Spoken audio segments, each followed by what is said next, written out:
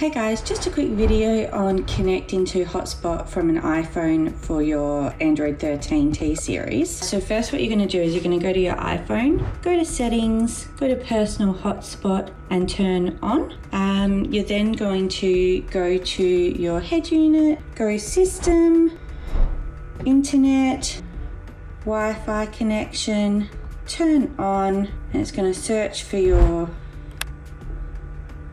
then find your phone and type in your password. Connect. It's going to show that it's connected, and then you should be able to open an internet page.